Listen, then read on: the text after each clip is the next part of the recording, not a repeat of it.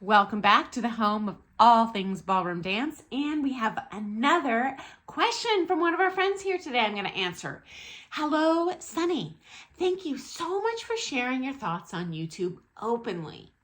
It's very refreshing to hear another pro talk about some of the issues and different things that are going on in the industry and give practical advice to dancers.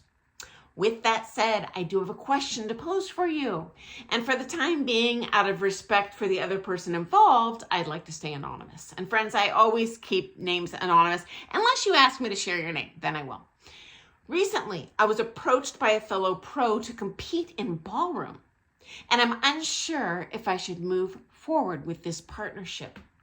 As far as experience, level, personality, height, it's practically a perfect match. But there are two things that give me pause. Although I love ballroom, I'm not specializing in it currently.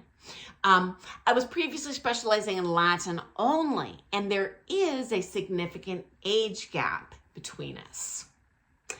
More than 2 decades. I know that dancers in the ballroom category have the possibility of a much longer competitive career, but at what age would you consider the cutoff or unacceptable to be a pro on the floor?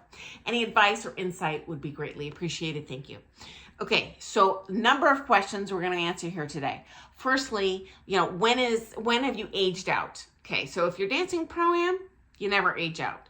If you're dancing amateur, I will say there is an age out process, but you can probably dance, 10, 15 years pretty easily below your supposed age category, or the upper cap of that younger category, and still show well on the floor athletically, because distance is the great equalizer. And for ladies, certainly those cosmetics, whether you're 13 or 53, you kind of look the same, especially from a distance.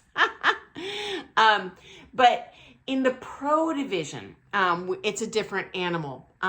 Everyone at that point is dancing technically correct. Everyone is in the same age division. There are no separation of ages. So whether someone is 23 or 73, they got to go up against each other. So is there an age kind of limit, a glass ceiling? Absolutely.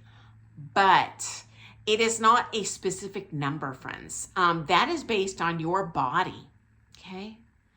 And genetics, it's a different deck of cards for everyone, okay? Now, I personally, my second pro partner, there was a huge age gap between us. He was significantly older.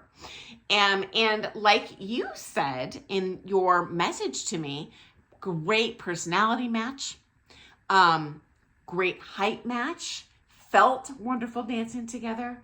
But because of his age, he did have long-term injuries, orthopedic issues that held us back, that inhibited our success in the pro division. Do I mind? Honestly, that was a choice I made, and it was well worth it. In my opinion, if you have a joyful partnership, you are going to be a better dancer, and you're going to have a more joyful career and a longer term career if someone doesn't suck the joy out of it for you, especially with a nasty personality. So, we didn't suck. You can place well in comps, but if that person has injuries, that could hold you back. And I'm assuming they're older than you, though. If they're younger than you, same thing. If you're probably going to physically find kind of a hurdle that's not surpassable, and you'll know when that comes. It's not a number, okay?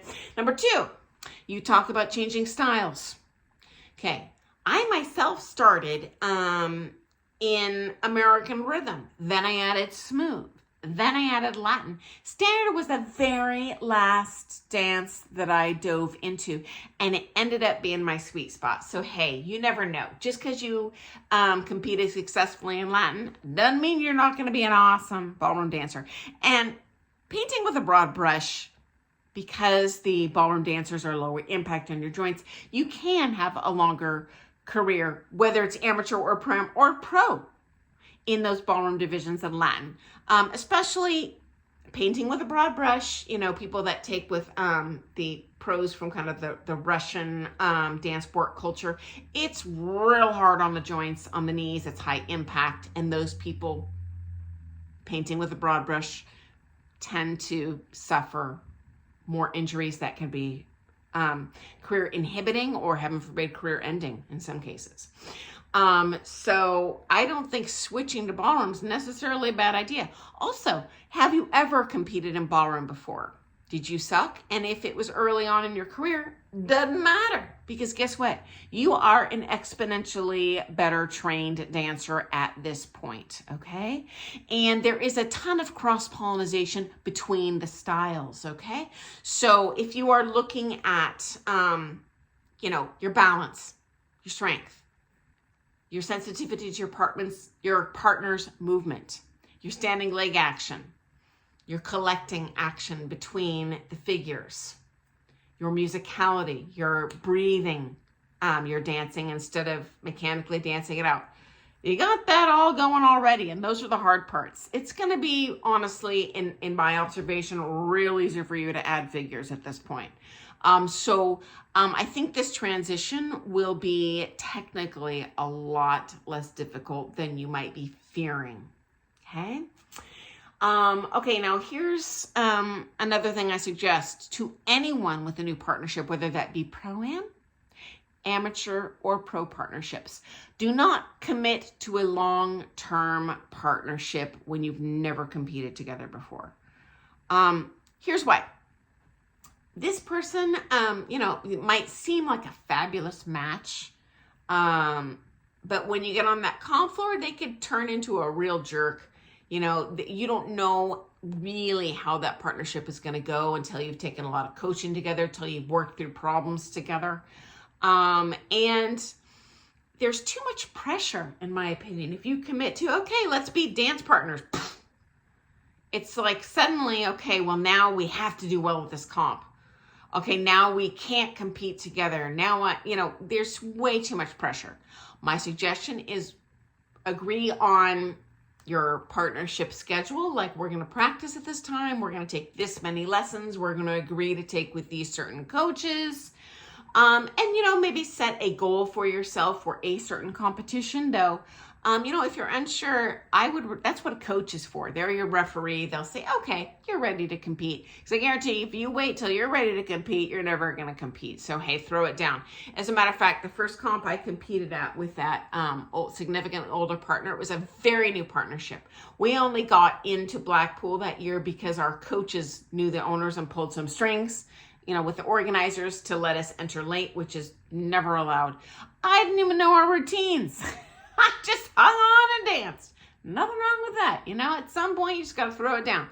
But anyway, at that point, just let your coach decide when you're ready. And here's the good news. When you have a new partnership, the judges have zero expectations. So those first few comps, you will feel pressure as a dancer, whether it's pro, amateur, pro. But the judges they're not stupid. They know that it's a new partnership. They know all the partnerships. And they're just happy that you have a partner and you have started the process together, okay? So even if you suck at those first few comps, in my opinion, it's not going to hurt your marks together long term. So I don't want you to worry about that. And guess what? They're also not dumb. They 99.99999% chance they know you're a Latin dancer. So they're immediately like, ooh, this is something exciting and new. They're excited to see you on the floor doing something new. They're not like, oh, that is a Latin dancer. What are they doing out here? Let me see what they're doing wrong. That's honestly, you guys know, I don't kiss anyone's booty here. I call it like I see it. I have never heard that from a pro friend, from a pro coach, from a judge. That's just not going to be a problem for you, okay? That age is not going to be a problem unless they have injuries. The style switch is not going to be a problem at all. They're going to give you a fresh eye and show a lot of grace, for a while when you're competing, because they know you switch styles and as a new partnership to boot, okay? And what's the worst case scenario? You commit to the one comp and that person's a McDouche to you. There's no harm, no foul.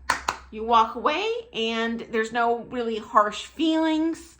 And so definitely I would not agree to a quote unquote partnership. It's like, okay, hey, let's give this a shot. See how it goes. Let's try a comp together, and then we can powwow and, determine from that point if we want to really hardcore pursue a partnership. I think you're going to get the best results that way with less pressure on yourselves. And that is how I pursued really both my pro partnerships, and all my amateur partnerships. And I think that for me worked very well. So in my opinion, I would encourage you to take that route. Okay. So I hope that's been helpful. And friends, I am but one person in an amazing, wonderful world of knowledgeable, experienced ballroom dancers. So if you have seen something or experienced something in terms of switching dance styles, an age gap, kind of that scary transition of holy cow, please share your experience or advice in the comments, because I love seeing that too.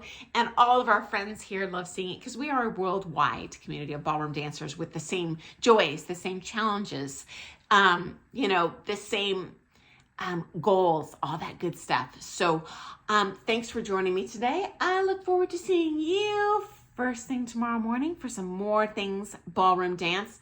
And hey friends, I cannot tell you how much I appreciate when you ask me questions. Seriously guys, at least once a week, I'm like, well, I'm not going to post any more videos. Can't think of anything anyone might be interested in hearing about. But I have been in this industry 40 years. And I'm not afraid to throw it out there and tell you what I've actually seen. I'm fortunate enough to be at a stage in my career where I don't need to kiss anyone's butt. And so I'll tell it like it is. And I love your questions, and they're helpful for all of us. So I'll see you first thing tomorrow, friends. Doodles.